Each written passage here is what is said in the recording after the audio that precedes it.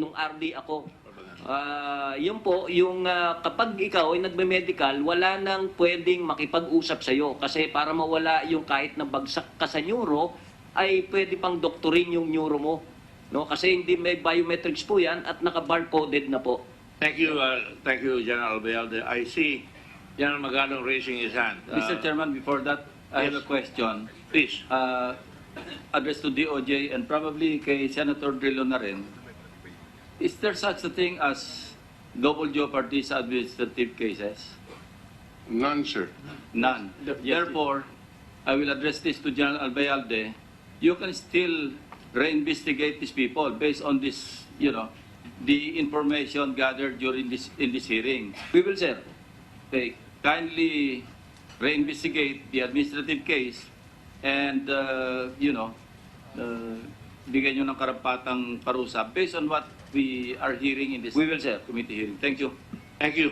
General Magalong, please. Thank you very much. Before you do, sir, Mr. Chairman. excuse me. There was the Fontanillas. Is she here? The security guard. I saw her there earlier. Fontanillas. Yung tinahanap natin si Ronaldo Santos, sabi niya nandyan. Kayo ba yan, si Miss Fontanillas? Ha? Page ka ba?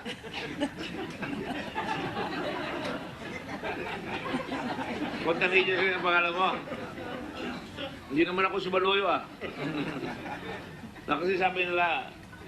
Mr. Chairman, apropos sa ano ko rin, and understand, si Colonel Kramat ang in charge of the investigation, administrative. Colonel... Sir, he will, Yeah, he's he will here. be made responsible for the conduct of investigation. So, Colonel Karamat, The director, how fast I mean. can you resolve? Kung magre-investigate tayo sa administrative case ni Nabaloyo, more or less. Kasi yung DOJ, sabi nila mga 1 month, they can render decision sa automatic review. Now, administratively, gaano katagal mo? Remember, the records are here, ah? Good afternoon, Your Honor, sir. Sir, what the IMIG do is that we will file the case sa IAS and it depends upon the IAS yung pag-determine ng probable cause whether they will be dismissed o ganun, sir. Sa IAS. IAS, Pero IAS pa rin, sir. si John Petrasanta, Kami lang yung nag-gather ng intelligence build-up and then pag na, sir, may probable cause na, sir. pero yung original decision, meeting out summary dismissal or dismissal from the service, di ba sa level ng regional director? Dumamba sa IAS yun? That time hindi, di ba? Hindi kailangan ng IAS eh. So you can investigate the same incident, the same case, kasi wala naman daw double jeopardy, maski na-demote na sila. You can conduct your reinvestigation. Usually, sir, my unit, sir, once the IG or the DI give me an intelligence report. No, there's no Kami need yung for neutralization intelligence piece, report kami na yung nag-neutralize, sir. Kami yung nag-aaresto lang, sir. Yun ang most of the trabaho namin, so, sir. anong Sa unit ang neutralization in piece charge? kami, sir. Anong unit sa PNP? Not IAS. Anong unit sa PNP ang pwede mag-reinvestigate nito? Probably,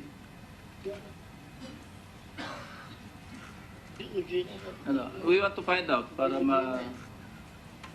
Mayor Magalong, would you have any idea? Hindi, criminal yung CIDG eh. Yung administrative. Sir. General Albayalde, anong unit sa PNP ang pwedeng mag-reinvestigate nitong administrative case na modify yung punishment? The regional director, sir. The No.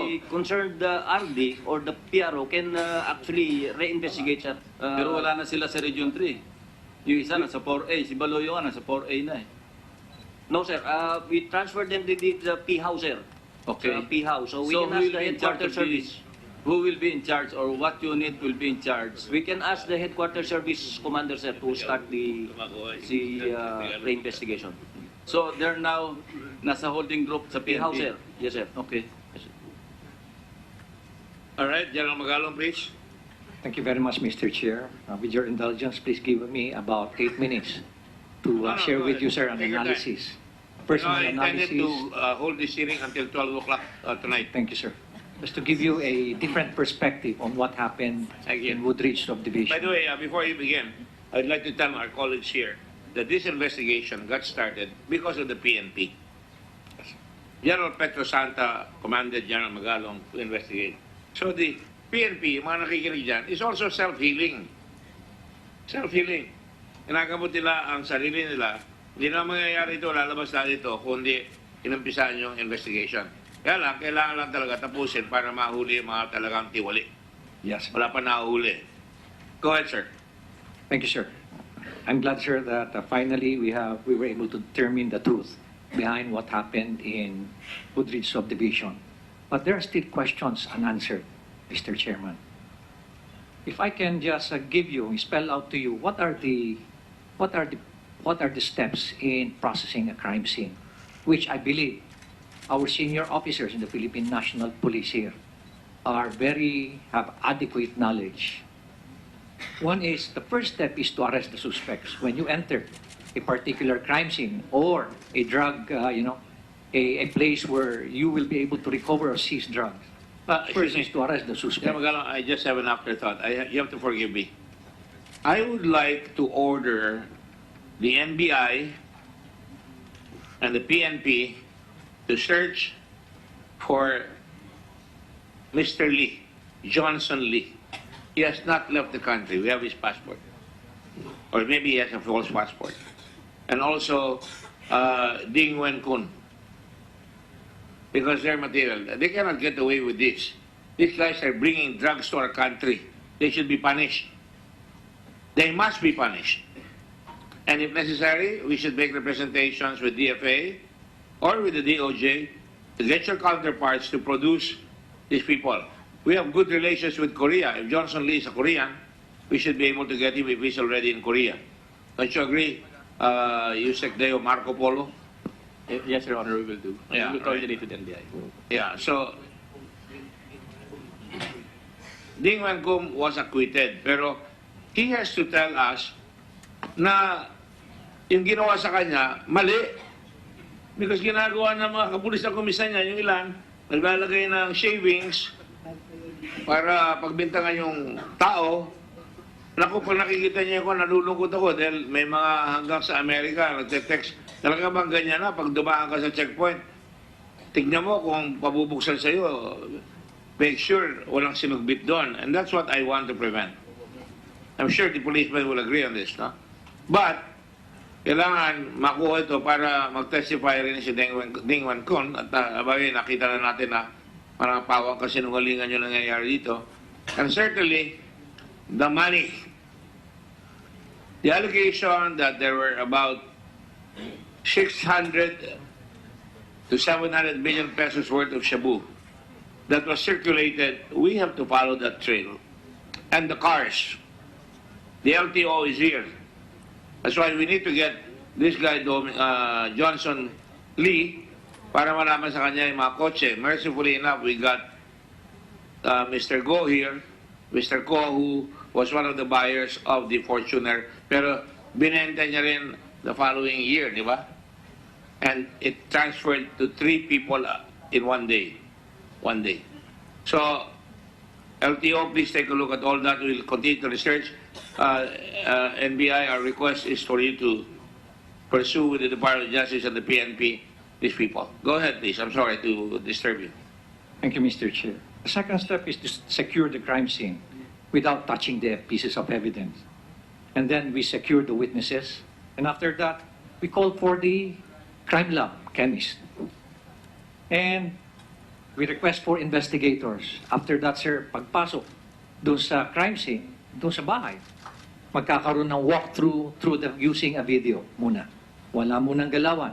After the walkthrough, we start marking the pieces of evidence. Mamarkaan mo yan, may mga numero. And then, take photographs. Close up, patapos meron din hong malayong photographs in reference to the other pieces of evidence. And then after that, the collection of and labeling of pieces of evidence. And then, after that, we do the final search and we release the crime scene. Ganun po yan. No? Ganun po yung procedure dyan. And should Soko have been here? Wala pong... Walang dumating na Soko, wala eh, pong di ba? chemist. Wala pong Nakalagay sa chemist, rules walang yan. crime. Yes, sir. Okay, In Soko short, did sir, not arrive. if you look at the steps in crime scene processing, in compliance with Section 21 of 9165, wala pong nasunod doon, except for number 1, wherein a suspect was momentarily arrested. Ano po? Now, let me go back, sir, dito sa report, sir, ng ating acting provincial director. Then, Colonel Albayalde, to acting regional director. Sabi po niya, paragraph 2.1, the operation was a result of a week-long surveillance and case build-up. On November 29, Police Superintendent Rodney Baloyo received an information from informant regarding an alleged drug-pushing activity at Lakeshore. Police Superintendent Baloyo immediately informed the undersigned, that was then the Police Director Albayalde, about the said information. The undersigned immediately instructed subject PCO to conduct case build-up against the suspect and possible conduct of a bypass operation. And if I remember, Mr. Chairman, Your Honor, in that special report, nakalagay po ito under the direct supervision of the undersigned. Ano po? Ito po ay napakalaki po na operation. Napakalaki po na operation. Alam niyo po ba sa isang probinsya, kung nagkaroon lang po tayo ng 1 kilo, malaking operation na po yan. Talagang binabantayan po yan. Minomonitor po yan ng ating provincial director or any commander for that matter. Kailangan niya ng situational awareness. Sometimes, ang ating commander, kumisan sumusobra pa nga. Sometimes he micromanage and keep on reminding, calling the troops. Siguraduhin nyo na meron ito, merong inventory, reminding the troops to do it properly. Ano po? Alam niyo po si Senator Lacson, when he was our boss sa PAO, when I was then attached as staff to PAO. Pag may operation po, hawak ko po niya personally yung radyo. Minomonitor po niya. Pag nagkaroon ng accomplishment, hindi po niya inuutusan yung mga tao, dali niyo rito. Siya po mismo ang pupunta doon sa lugar. No? Siya po mismo ang pupunta sa lugar. And at the same time, most of the time, ang provincial director po hindi po niya papupuntahin yung mga items doon sa opisina. And the provincial commander, with this bulk of seized drugs, can you imagine 36 kilograms of drugs? He would rather prefer dyan tayo sa site. Pupunta, imbitahin natin yung PD, imbitahin natin yung RD, imbitahin natin pa si Chief PNP, pupunta tayo dyan. At dyan tayo magkaroon ng press con. That is the normal course of action ng isang provincial director, Mr. Chairman. Hindi po nangyari ito. Hindi po nangyari ito. But nevertheless, for the sake of argument, hindi po siya na-update. Hindi po talaga siya ininformahan. Nung dinala na po yung mga droga sa opisina, knowing the capability of a provincial commander who should have adequate knowledge on crime scene investigation, the mere fact na nakita niya yung droga na dinala sa kanya not properly labeled, magtataka na siya. Bakit ganito nangyari dito? The mere fact na nasaan yung mga chemist, magtataka na rin siya. Titingnan na rin niya na nasaan yung mga picture. Bakit walang picture? Pag natanong niya rin kung nasaan yung inventory, bakit improper yung inventory niyo? Wala pang mga signature. Dapat yan nag-trigger na po ng red flag sa isang provincial commander. Dapat po nag-isip na siya, something is wrong in this operation. And that should already trigger an investigation. Or triggered an investigation. It never happened, Mr. Chair. I'm not accusing General Albayalde of anything.